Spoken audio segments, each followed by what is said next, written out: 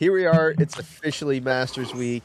We got none other than Bud Copeland back with us. It's our Masters preview. Masters 2026 is here. Welcome, boys. How we doing? Phenomenal. Apparently better than you. You forgot to turn the countdown off? Is this a recurring did. problem? It's No, it's Riverside. when we shot our episode last week, we haven't done it since Riverside updated. So all the stuff on there, like they have a countdown, it mirrors now. We're like, what the fuck? So it was literally like when he did it last time. I was sitting here like, oh my god, this is so much more advanced. What's going on? It is riveting of content as this is. It is Masters Week, boys. Wherever you are in your Masters experience, we wish you all the best. I say we, coming to you. I'm an honorable basic bogey. We're all basic bogeys this week. Longing to be there in Augusta amongst the pine straw and the grass that, as one of my former assistant pros that I grew up under, Tank Tyler, shout out Tank, he said he visited and he goes, Mike, you could eat scrambled eggs off the fairway. And I was like, all right, that's probably the best description I've heard. Scrambled eggs off the fairway. I know we're going to talk about the Champions Dinner, but thanks for having me on, boys. This is awesome. A tradition unlike any other. Yeah.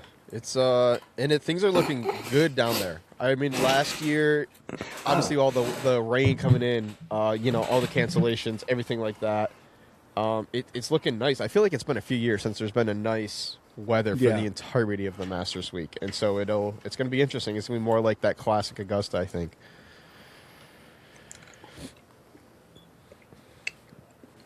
And we'll see. I'm pulling up the weather. It is supposed to be beautiful all week, and not. Well, it's not that I didn't. Remember, it was like you. terrible storms on Monday. They canceled Monday stuff, and I feel like it just kind of like everything was just soaked in rough playing conditions. I feel like mostly on Thursday, but it certainly wreaked havoc with the those opening rounds and other names not making the cut. It's just going to get warmer and sunnier throughout the week. It's going to be perfect. Dude, I grew up down there, and this is the quintessential time to be in the Southeast. Shortly after this, you want to get the fuck out because then it gets really, really hot. Sorry, I know this is a family show. So we've covered the weather. Back to you, Skip. I should have looked up who we picked last year going into it because I can't remember who we did. I'm going to go ahead and say that I had Rory. I'm going to say I was big. Like, this is the year he's going to finally do it because that's how it turned out. If somebody in Basic Bogey Nation wants to call me out on that and say, like, fact check false, I'm almost all right positive you picked him. I feel like you did. We were rolling with Bryson. You picked Bryson. Oh, that's right. I made up with Bryson. I thought that he was gonna get her done. I don't think he's got a rat's chance in hell, whatever that phrase is. But when we do get to our picks this year, I pulled a 180. I pulled a 180 recently because I was going in hot and heavy with a single direction, and then I called an audible at the last minute. Strokes gained home life is the deciding factor for me this year. So wherever we go next, it's up to you. Well, what do you think Rory's going to do here? I don't know if he is anyone's picks, but I mean, I obviously I'm not a Rory guy. I think he's going to probably struggle quite a bit. It'll be interesting to see what the crowd's like around him. Obviously, everything following the Ryder Cup, he's been at some tournaments, but he hasn't been at many here since then. And to see what that vibe's kind of like down there, where obviously it's very different, and just to see how he plays now trying to defend. Yeah, I think that he'll. I don't think he'll even come close to winning it, but I don't think he'll be in the mix. But he'll make the cuts, and he'll float around somewhere on Sunday. He'll get a nice payday, but he's not going to be, in it. I don't think personally, but. Hey Siri, when was the last time we had back-to-back Masters winners? Yeah, I don't think Rory's going to do it either. That said, was it 2001, 2002? Eldrick Tiger Woods, who he's on vacation. And but Rory, I think that the weight is so heavy, and you have to be of that ilk to go back to back here. I don't see him doing it. I don't think he's even going to make much of a splash. However, he did say recently he was trying to change up how he approaches the tournaments, maybe shake things up. There's the whole thing where now that he's done it, is he just going to fade off into the sunset? You got guys like Andre Agassi, who in tennis wins the career Grand Slam, and he's only one of a few who's done it. But he only won a bunch of them once. And then, or is he going to be is he going to be more like Pete Sampras, where he digs deep and then starts just chews up Augusta? And does Rory have the game to say, hey, I'm going to win 4 or 5 of these things, the way that Tiger couldn't quite get to? No, not it at all. No. I think Rory's going to be a little flat this week, especially after the Masters menu that he put out. Yeah. I didn't even see it. Is it You bad? want to go over that? I'll read through it. No, we're going to make a pick of one of these apps. We have peach and ricotta flatbread, rock shrimp tempura, bacon wrapped dates, and grilled elk sliders. Ooh. Okay. I can get What's behind the elk sliders. Yeah, well, those everybody sound can. pretty It's a good. burger. It's like the elk sliders are what everybody's going with because I had the bacon wrapped dates at the Manchester DoubleTree in New Hampshire the other week in the executive lounge. They were excellent. Peach and ricotta flatbread. Somebody got to pretty good. talking to at home. Somebody got to talk. It's pretty good. Yeah, it's got hot honey on it. I bet that'd be so good. hot- I'm sorry, honey, what was okay. it? Hot what? Hot honey. Hot hummy? I was gonna let him off the hook. Damn, fucking darn shit. The rock shrimp tempura sounds nice, but basically it's tempura. It's baby food. So yeah, give me a burger. With the appetizers, I want a burger. Yeah. Yeah, those do sound damn good. We got the yellowfish tuna carpaccio as the first course. Fuck's carpaccio. Which one of you is a chef? Not me. I also can't despise tuna. I'll pass. Hey Siri, what is carpaccio? Tuna's you gotta have good tuna. You can't have like the canned shit. We should open up a new segment with Bud called Hey Siri and just see. I've never seen him do this before. He's been on for Me 3 either. That's seasons. why it's so funny. Well, what the fuck is carpaccio? I can't because. Okay, what is this carpaccio? Classic Italian appetizer, thinly sliced raw meat. Okay, so it's a charcuterie board. Okay, so he's fucking. See, this is what I'm saying. He's overcomplicating thing. A sharp Tuna coochie board. that's what it is. It's yellowfin But tuna it's got the carpaccio. tuna, which so is- it's kind of like think of like almost sushi type is how I kind of see it being. Yeah. I can see Rory being a ironically sushi enough, guy, for sure. Tiger with his Augusta roll and then Hideki's menu both rated very highly in the all-time menus. No, he's got basically we're off to a rocky start here with Rory's menu. Can he turn it around though with the main course? What do you got for us, chef? Filet mignon or seared salmon, pretty solid. Okay, Yeah. it's solid. Obviously, Filet Irish is the shrimp, most. Brussels sprouts. It's a very Irish. Owen would love this shit. I mean, this is like Kitty Holmes' menu basically.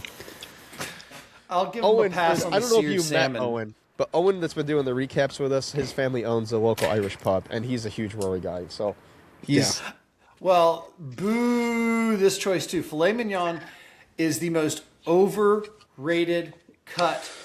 Full stop. You can do so much more with I agree even with the that. cheapest of chuck steaks. Yeah. There's no fat in it. There's no flavor in it. It's because it's, I don't know, maybe it's tender. I don't want beef to melt in my mouth. I want to taste the fat and the flavor. I don't need beef puree, and that's what good filet mignon turns into. And seared salmon, okay, good enough. If it's sourced well, he's got a passing grade right now, but not by much. How are we finishing this off?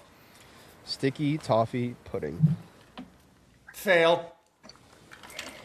Just when he had a chance to come American with some pie or, At least it's not like ice a cream. caramelized potato. I feel like the best thing is the apps. The apps I think are solid, and then it just heads way downhill from there. I mean, in fairness, sticky toffee pudding is basically ice cream and caramel sauce. But Literally. I think what he gets an overall passing grade for is his selection of wines. Rory, known to be, I don't know what happens to these people. You get rich and famous and you have to buy watches and get into wine. If I ever get to that level of wealth and I start doing that, somebody call me out. But his wine selections were pretty impressive. And I say that not as a sommelier myself or anything like that.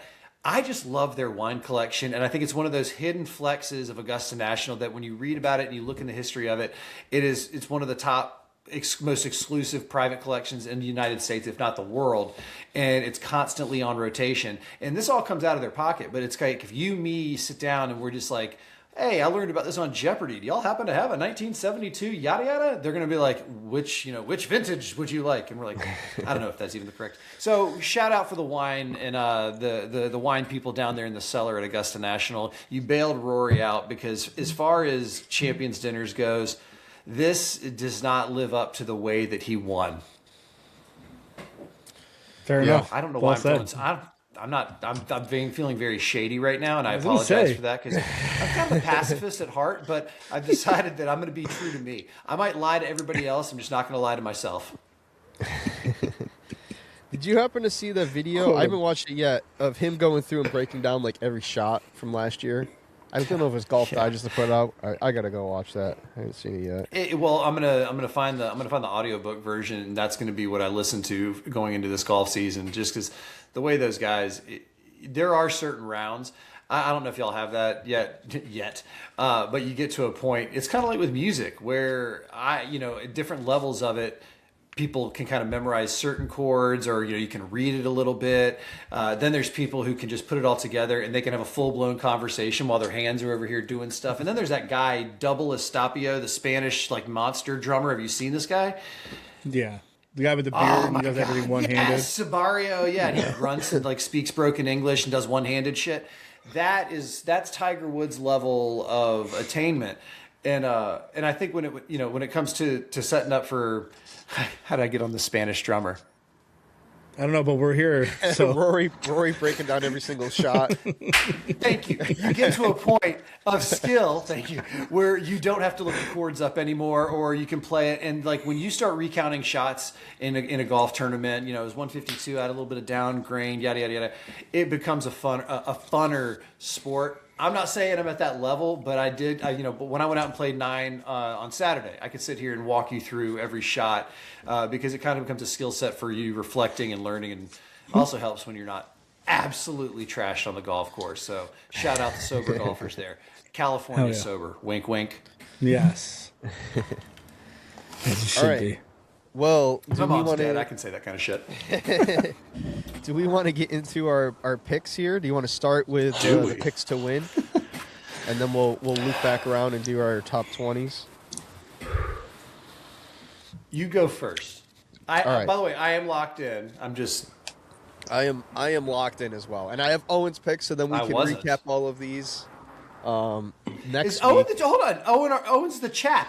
The guy. Oh, I know who Owen is. No, shout you're out thinking Owen. of Nish. I think you're thinking Nish. You're thinking Nish is Nish. from England. Well, shout out Nish. Yeah, he was on. Him and Chris All right. over there stepped in for a Ryder Cup preview, and They we did. had That was fun. two Europeans and the two. That was a blast, though. All right, I owe Owen an apology. Shout out Owen. All right, my pick to win. A bit of a value pick as well, plus 2,700. I'm going with a previous winner, someone that I think has been pretty hot so far this year, and I think could do it again, Hideki Matsuyama. That's my pick to win. I like it. I think I picked him last year. I think that was my pick last year, and it did not pan out. Well, who's your pick? Who's your pick this year? Right around the same kind of odds. I'm going plus 2,200. I'm going Mr. Tommy Fleetwood. I think that is going to be somebody who's going to sneak in. That's just, I don't know, the model. I've been paying a lot of attention to the CBS Sports. They have like a betting model, and kind of like it's been focused around golf. But after he recorded his first victory last year, I think that he's just going to be riding on the high. I like where his game's at. I think that he's just at a better place coming off of he played well during the Ryder Cup too, and I think that it's just I think he's due for one. You could say the same about Matsuyama too after that pick, but yeah, I'm just something in my gut tells me Mr. Fleetwood. So who we're rocking with. I like Fairway Jesus. He had a run there in the late teens where he had a 4th and a 2nd at the U.S. Open. He's T3 at the Masters in 2024, so relative success there. And like you said, he just got over the hump, and sometimes that's all you need. Fairway Jesus, I don't mind that at all. My pick actually flipped on air. I say on air while recording the other day. I was locked in on Ludwig, and it had nothing to do with his collapse again. like being in contention and just, or the players that collapse. That didn't have anything to do with that. But so you said it earlier, previous champion. I'm going to lean on previous champions pretty hard. I always just, I mean, ever since Freddie Couples was in contention at 64 years old, or I'm going to leave it at that. I like always starting with a previous champion, and because he withdrew the other day and then everybody realized why, I think Scotty Scheffler is going to show up out of nowhere, fresh kid, right off the ropes. He's been home with the wife. They just had their second one. And there's something about those kind of weird stars aligning, and people think that he's having a down year. I ran through his results the other day, and he won to kick the year off, and I don't think he's finished outside of like the top 20-something. So he's off for Scotty standards, but he's still in form enough, and that's all you need for, I think, Scotty Scheffler, because what I said earlier about being able to kind of, Rory might be able to make this his tournament, and I don't think he's there. I think Rory's at the tail end. He got that. He is now on scholarship, and he might get one or two more, but I think Scotty is still in that kind of tunnel vision. People talk about his mentality just being different, and all he needs is an edge. And so when he hears about people second guessing, or maybe he's lost a step after that high that he was on, that's all it takes. My dog is right below me, farting up a storm, and it is awful. It was hard for me to get through that Scotty section. Reminds me of the early basic bogey days when we used to have TJ's dog there, like right at their feet, just recording on the porch. He used to just jump up, and every time I'd walk in the house, he'd pee on me. It was just aw, it's a sign of love. Scotty Scheffler, lock it in. I know it's not sexy and everything, but even, you look at the NCAA tournament this year, chalky as hell. And I think there's something to be said about that. This era of, there's something to the science of success that there's no shame in saying that person is a favorite, and I think that person's going to win. Scotty Scheffler is UConn, confirmed. Ooh, nice comp. It's interesting you were going to pick Ludwig because he is actually Owen's pick to win for, a lot of the same reasons. Like he's had those collapses, but he's been right there. And this will be his third Masters, and he's been top 10 the other 2 times. Like he's been in the mix. It was his last year too. Yeah, it was his last year. I do remember. Yeah. But we'll see. I mean, I don't hate the Ludwig. I think he's certainly someone that's going to be there in the mix. It's just, when is he going to close on a big one? He's got those wins, but when he does, it'll happen a lot. Sorry, go ahead. Yeah, I mean, I think that's kind of the same thing with JJ Spawn there the other day. Now that he got that one out of the way, I mean, he's going to get hot again. I could see him rattling off a couple wins. I feel horrible because I was like, man, he's going to be another, Ben Campbell or all these major winners. They get one, they get their moment in the limelight, and he rides off and then comes out of nowhere and sneaks one in. There were rumors right after the U.S. Open that he had some rocky stuff going on at home. And then people online were picking that apart. And it's amazing. First of all, who the hell are we? Home life is stressful as it is. And so if that was the case, and then, he wins the U.S. Open, then they do the Ryder Cup, and then maybe they figure things out. Again, all it takes is those off-course issues to be settled, and the margin of error, the margin and difference for these guys is so finite. I heard Justin Rose earlier today. They asked him some questions about, how do you feel about being part of the history here, but not really part of the Champions Club? And he's like, well, my name's on the trophy 3 times, because they do put the runner-up on the big champion trophy in the clubhouse. And then he went through it. He's like, yeah, of course I've experienced this time and time and time again, but just not from the side that I want to. And you can just see it in his eyes. But we forget this tournament. There's a lot of guys: Justin Thomas, Brooks Koepka. They don't have one of these yet. We kind of just assume they'll get it. Oh, they'll get it. We assumed that with Phil, and he finally got his, and then he got his again. But nobody's talking about maybe Justin Thomas or any of or even Major Brooksy, because I think we're kind of focused on chalk and experience, and until somebody comes out and pulls another Danny Willett, which Danny Willett didn't come and take that Masters. Jordan choked it away, but that's neither here nor there. Back to you in the studio. Yeah, I mean, those guys they're kind of just running out of time.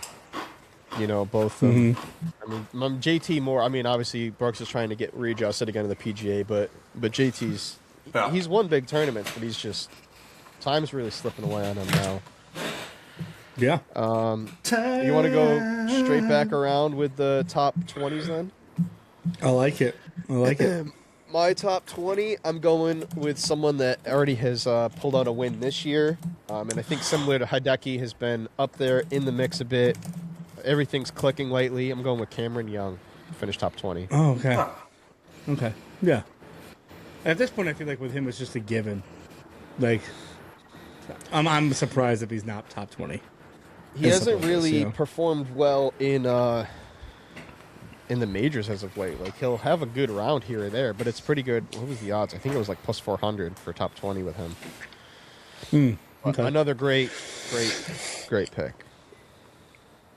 I'm going top 20. Also, somebody who just recently won. I'm going Mr. Gary Woodland.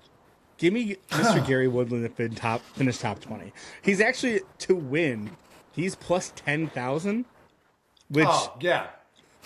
To throw $1 on that, though, that's not. That's it. I would do it, but I think top 20 is reasonable. It's a good time to be feeling good. Especially, I would feel great if I just came off a win and I'm heading into the Masters. If you're playing a tournament to win, I mean, you got to be playing pretty decent. So, top 20, Gary Woodland, lock it in. I've got that one was huge for him. By the way, I like that Gary Woodland. It's such a good story. If you don't know it, go look it up and then go watch him walk up 18 with Chef Minwoo Lee, raising his arms, and it was really cool, just kind of hyping it up because it's guys like him that bring it all into perspective when you consider what it is they are doing for a living, which is hitting a little ball around, and then we're sitting here talking about it. We're all watching it, and we're buying the gear, et cetera, et cetera, et cetera. So nice little pull there. If Gary Woodland went plus 10,000. Real quick, though, too. $5 on it. Right? Yeah, seriously.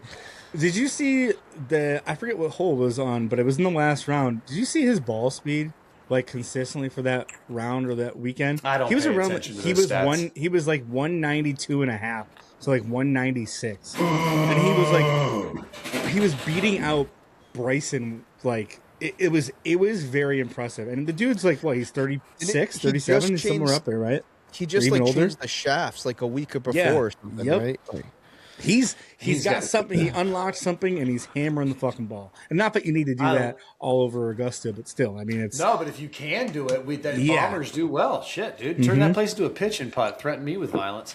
My top 20. Top 20 is generous. I think this guy might even go top 10, have a chance to win because he is a past champion, and he is in form, and he is pissed off and coming home. Patrick Reed. The return of the choker. He won twice on the DP World Tour this year. He just gave a press conference at Augusta where he's like, I've been doing a lot of reflection and wanting to come back to the PGA Tour to get back to the traditional golf. Like, he's locked in, and everybody hates him, and I kind of hate him too. I'm just kidding. I don't hate him. I just hate that he wore that choker for so long. Like, brother, put it down. It's almost like when people go to Texas and they come back wearing a bolo tie or whatever they're fucking called. Patrick Reed, top 20, you can probably lock that in. That's good. That's got to be pretty good odds too, and I can see it happening. Because he's backdoored a couple. He's been top off the 10s at radar. Masters. Yeah. He doesn't finish outside the top 20 at the Masters, basically. Yeah. It will be interesting to see some of these live guys that came back to see how they fare this season, and starting with this weekend too. So it'll be interesting because I'm surprised nobody said Brooks. To be honest, I thought one person was going to pick him, but for a top 20, man, I just don't think he's. I'm big on Brooks Koepka, just Major Brooksy coming back, and I talked about that in another spot because that's all he does is wake up, go to the majors, and then place well. His humility that he's exhibited coming back from the PGA Tour was something I didn't see coming, especially not from a Florida boy. We can spot our own. But you look at coming off a year where he was cut, T12 at the U.S. Open and cut. That was his major results last year. The year before, all T45, 26, 26, 43.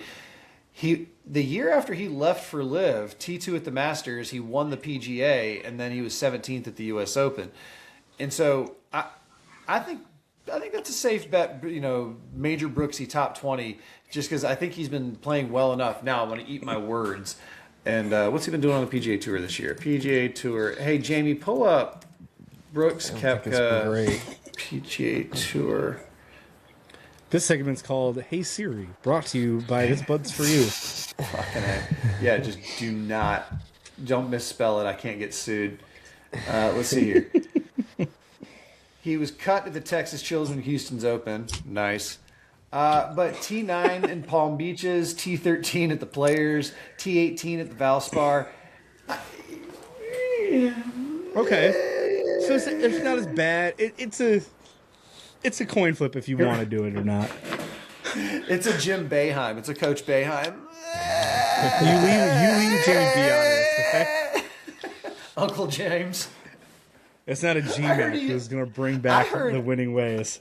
I heard Jim Boeheim used to actually call into like the local radio drive. Oh, time he on did. his way Dude, home there's for clips practice. of it. He is. I know. I started looking him is, up the other day. That's fucking great. He is 100% the reason why Brent Axe, who was my favorite local sports guy, was fired from ESPN Syracuse. That's so good. Because I used to do a bunch of stuff with ESPN Syracuse, and Brent was phenomenal. And Love Brent. Syracuse is very tied in with ESPN Syracuse, and he didn't like some of the stuff. Brent was really calling for his job down the stretch there, and shortly after this is like real tea. Boeheim was done, then Brent got the axe from Brent got the axe. Brent Axe got the axe. He's phenomenal. He's phenomenal. Yep. His kids go to the school I teach at. He's a great dude. Yep. There's a couple other guys that talk about they used to be on Syracuse radio, and they'd be after the game, you know, like an hour or two after the game, they'd be talking about it on, and they'd be like, all right, let's go to the phone lines. Like, this is Jim in Syracuse. And it literally is Jim Boeheim on 690 heading home, talking to these guys like, you don't know shit. You don't know. What do you want me to fucking do? Dude, this is great. Yeah. And sorry about your buddy there and his job. It's so funny though from a fan's perspective because I heard about this through I'm religious, listen to Dan Patrick every day. Yeah. Mm-hmm. And he has Boeheim on every once in a while. And they all like to have fun with this kind of style of talking. But that's where Dan let that secret out. He was like, he's super chipper and jovial with us, and he doesn't do a lot of press at all. And then his executive producer is like, except for in Syracuse, and then they just started like telling those stories. Oh yeah, yep. Which is how we ended up talking about the Masters. Yeah, well, I got a segue to a different Masters story. Ninja, please. You know who I used to do shows with is the old. I don't know if you can see it. This is back 2016 when I did Jerry's show. That's when I started doing his show when he was an assistant coach, who now took over. Did those with him for a while. Coach. Jerry told me this isn't going to get out, and if this gets out, then Jerry, please come on the pod because we need to reconnect. It's been a while. Yeah, please, Mr. McNamara. We can just clean this up right now. They won the 2003 national championship. Obviously, then he starts to connect with Jim Nantz. Mellow ball, right? Correct. Stuff like that, right? The following year, now this is way back. This is 2004. NIL's not a thing. He's a huge golf guy. Jerry is. He was at Augusta, and was it? No, it was 2006. His senior year, 2006. He was there, missed the Tiger chip-in on 16, even though he was there. He was following Tiger because Jim Nantz invited him to the cabin because they were connected. But he got the tickets through CBS and all that, all like just under the table, full inclusive him and his now wife. But he was there for the 06 Masters when Tiger won. But again, missed it because when Jim Nantz texted you, 5. Was it 5? Whatever year it was, he was there that year. The chip-in was 5, yeah, because Phil went 4 and 6, and it was a nice Tiger Phil sandwich. Yeah, but missed it. Yet still got to attend due to some perks as a college athlete. Was that the overrated year or was that 06? That might... No, I think for like... It had to be the one after, right? I think it had to have been after because for him to still be in the tournament and have that connection with Nance... yeah, that makes more... Yeah, like it makes had sense. to have been 05. Another Boeheim quote. There you go, bud. But I think I've told you this before because my uncle was a grad assistant on the Final Four team in the 80s, and at his wedding he gave me his Final Four watch. That's sick. which I no longer have. That's pretty cool. Oh yeah. I was like freaking out. I was freaking out about. I was just like late. I was like 11 years old or 10 years old. No business. Still up at the after party, but I was the youngest cousin, so it was one of those like, well, we're not going to shut down the Michael. Come on, they just kept me up, and to just kind of shut me up, my uncle like handed me his watch, and I was like wearing that and like walking around. The next day, I went to give it back to him. He said keep it. I was like. And then my dad kept on to it. I can't remember whatever ended up happening to it. My dad probably broke it one night in a drunken haze. Rip. All right, we got one more top 20. Get back Good to boss. Owen's pick. He went with Tommy Fleetwood, not to win, but for the top 20. But same reasons. You know, he's been there. He finally had the breakthrough. Certainly has been in the mix. Yeah, we went over forward. T21 last year, T3 the year before that. And he's been up there, too. I didn't realize he had 2 top 10s already this year. Like, he's been right there in the mix. Yeah. I mean, he's also been in every single pro shop cleaning them out. Have you seen those pictures floating around? No. Yeah, it's all over social media. So especially out at Pebble, he was playing like practice rounds and actual rounds because also he was without a hat sponsor for a little while. Yeah. And so he was does just he have one now, or does he still? Yeah, it's like I think BlackRock. I think BlackRock Investment or Private Equity or whatever the fuck that company is. Please don't come like. I think they might even be defense contractors. Who knows? But all right, let's find this out. Hey Siri, who is Tommy Fleetwood's new hat sponsor? Might as well add Siri as a fourth host. We are Basic Bogies, brought to you by Siri. Answering questions. Blackstone Global Investment Firm. Global investment firm. Yeah, okay. I think it's all fucking shell companies, and they're all just, it's the same pile of money that the Rockefellers and whatever divvied up back on Jekyll Island in the 1920s, and then they called it the Federal Reserve. Anyway. Here's another segment. What's your deepest conspiracy? Brought to you by... I used to fall asleep listening to Coast Radio. I don't know if you've ever heard of this show. It's hell yeah, dog. I used to listen to that all night long, and They used to play clips of that on Grand Theft Auto. Spitting conspiracy theories and like questions about stupid shit. So low amateur is that on the rundown today? I did not put that on there. I don't know the amateurs that are playing it. If you know and you want to make a pick, go for it. So it's not really a pick so much as just the amateur that anybody should give a shit about. His name's Mason Howell, defending U.S. amateur champion. He's a senior in high school right now at Thomas High School down in Thomasville, Georgia. And because the only reason I retained all this shit is because I grew up in Tallahassee, which is about 20 miles south of Thomasville. So even in high school sports, there would be some crossover there. But he's a great kid, and he again U.S. amateur champion. He's been playing in some tour events through some sponsors exemptions. He's going to UGA next year. Go Dogs! Whoa, whoa, whoa, whoa, whoa. But he's and he was also on the Walker Cup, helped us secure that. He's going to be he's like the next Scotty Scheffler. He's of that ilk, of that level. He's not just kind of like, oh, this year's good player. He is an absolute true stud to the core. So Mason Howell, look out for him. Dark horse pick, Ethan Fang, the Oklahoma State standout, who also won the amateur last year. So there's your amateur hour. Love it. I was just looking. Is what's his name? Polketer? Is he playing this? He's in it, right? Because he had to win. Yeah, he is. Eldrick. What do you think he's gonna do? You know what I'm talking about? That young South African kid.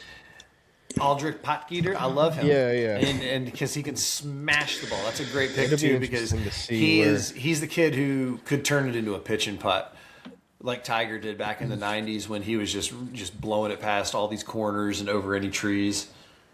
My roommate just texted asking if I had ordered dinner yet. My roommate. Well, anything else you guys want to add here before we wrap it up? I'm just happy golf is full swing. I'm happy it's Masters Week. It's just going to be... it's just such a fun time of the year. It's like we have the national championship tonight as we're recording this.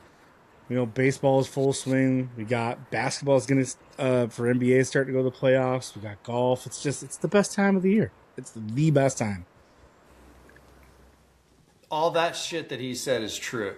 It's the official kickoff to the summer. It is all of that goodness. It's an excuse to shirk responsibility at work for 2 more days in the spring. Again, a tradition unlike any other. It's another reminder of what family means. Every time you hear Jim Nance say "hello, friends," and you remember that he was talking to his dad. It's so many good, so cool. positive things to focus on that come out of this tournament. That no matter who yells jackass and whoever's swing or whoever says something naughty at a presser this week, it's going to come down to Sunday afternoon. The sun's going to be setting. It's going to be warm on your TV, warm in your heart, and hopefully cold in your glass as Scotty Scheffler raises another. I was going to say, jacket. we're going to see Bennett out there again, just running around. Dude, that's yet another time. Every time that little kid goes out in his Nike jumpsuit, I buy 3 more shares. As you should. Thank you. And by the way, as real quick, always. that's a lie to anybody listening in the financial. I was just on a call with my parents' financial advisor earlier, and he's like, "Have you ever owned stock?" And I'm like, "No." Anyway, sorry. Go ahead. Well, I was just going to wrap it up. Thank you for taking the time to come on. Another great preview. And we'll see you back for the PGA. We're going to get that set ahead of time because I'm going to be down there in Philly. So we'll find some or whatever time the hell. Aronimik, right there outside of Philly. It's the redheaded stepchild of the major cycle. Anyway, happy Masters Week, boys. Happy Masters Week. Thanks, bud. We We'll see you appreciate all. you and everybody. Yeah, we'll see you guys next time.